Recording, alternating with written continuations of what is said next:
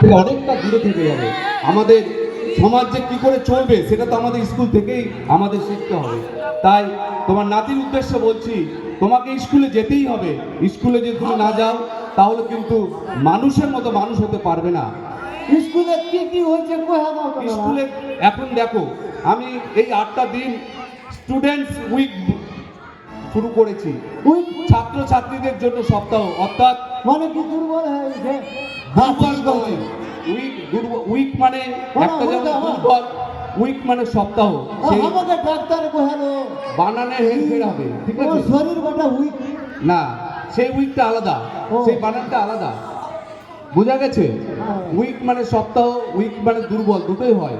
তাহলে এইটা হচ্ছে স্টুডেন্টস উইক, অর্থাৎ এই 8টা দিন যারা আমরা নতুন করে যারা স্কুলে আঙিনায় আসবে তাদের সাথে সাথে যাতে পড়াশোনার চাপ না পড়ে, পড়াশোনার বোঝা না হয়, তার জন্য কিন্তু বিভিন্ন অ্যাক্টিভিটিস কার্যকরিতা আমি স্কুলের মধ্যে দিয়ে দিয়েছি।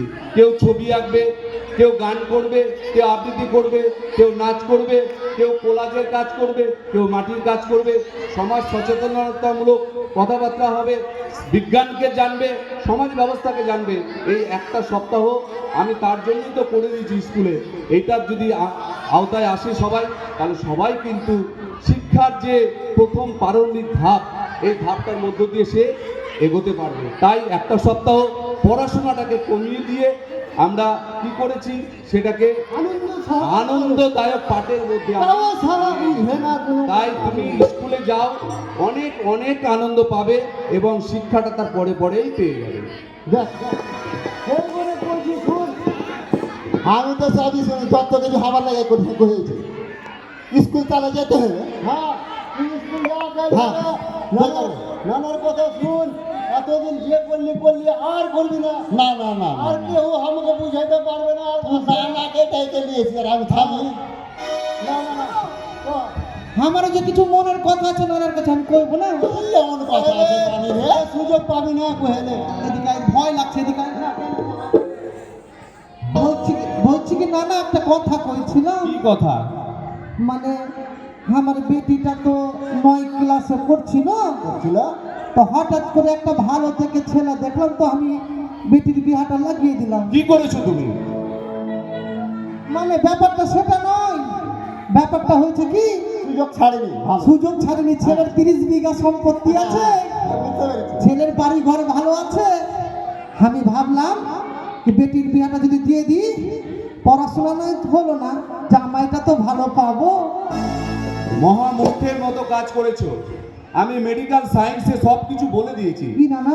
মেয়েদের 18 বছর বয়স আর ছেলেদের 21, তার আগে যদি বিবাহ কাজ সম্পন্ন করি তাহলে কিন্তু পরবর্তী জেনারেশন যে নতুন ছেলে মেয়ে আসবে সে কিন্তু সঠিকভাবে পুষ্টি লাভ করতে পারবে না, সে সঠিকভাবে জন্মগ্রহণ করতে পারবে না, সে কিন্তু মানুষের মতো জন্মগ্রহণ করতে পারবে না। তাই 18 বছরের আগে কোনো মেয়ে সে গর্ভে বাচ্চা ধারণ করার যে ক্ষমতা সেটা থাকে না এবং সেটাকে করা উচিত নয়। এটাকে তোমাকে দেখতে হবে। যদি বিয়ে লাগিয়ে থাকো এখনই ব্যবস্থা নাও, তা না হলে আমার যে প্রশাসন ব্যবস্থা আছে, প্রশাসন ব্যবস্থাকে আমি এখনই বলবো, সেই তোমার বাড়িতে গিয়ে কিন্তু তোমাদের করেছিস আমাকে না জানিয়ে। তুই জানিস বিয়ে দিলে ছেলে হবে, ছেলে হইতে চায় যে মরে যাবে বেটি। ঘোষ আছে তোকে, বাল্য বিবাহ দেওয়া যাবে না, এটা ঠিকই রাখতে হবে। কোন জঙ্গলে ফেলে আমাকে পুলিশ ধরে নিয়ে চলে যাবে নাকি? তোকে আমাকে সবকে ধরে শোনো শোনো, আমার তো বেটির বয়স মাত্র 14 বছর হয়নি, 13 প্লাস। তুই কাকে কইছিস আমাকে না জানিয়ে? তোকে সারা বাড়ি টাকা ভাগাবো। আমি কি করবো? ঠিক আছে, এখন ভুল শুধরে নিতে হবে। অনেক আছে, ডাক্তার বাবুদের কাছে যাবে, যদি অসুবিধা হয় ওরা আরো ভালোভাবে ব্যাখ্যা দিয়ে দিবে। ঠিক আছে, আর কি সমস্যা আছে বলো? ছেলের বাপকে ডেকে কহে দেবো, এই ছেলের বাপকে ডেকে কহে দেবো কি আমার বেটির বিয়ে এখন দিব না, 18 বছর না আমি দিব না। ঠিক আছে, সমাজ ব্যবস্থাকে সঠিকভাবে চলতে হলে আমাদের বিজ্ঞানকে জানতে হবে, সমাজ ব্যবস্থাকে জানতে হবে, সব কিছু জানতে হবে। সব কিছু আমি গোটা ভুবনে ত্রিভুবনে আমি কিন্তু সবটাই দিয়ে রেখেছি। না না বলো। ব্যাপার হচ্ছে আমার তো বেটির বিয়ে দিব না, আর যদি কেউ দেয় বেটির বিয়া তাহলে আমি তাকে আগে গিয়ে সচেতন করার চেষ্টা করব। হ্যাঁ, করতে হবে। ঠিক আছে, আমি তোমাদের সমস্যার কথা শুনলাম, সমাধান করব। আরো অনেক কিছু সমস্যা থাকলে এবার আমাকে সেই কৈলাস থেকে ডেকে পাঠিয়েছো, একটা রামধুন শোনাও, আমি চলে যাই।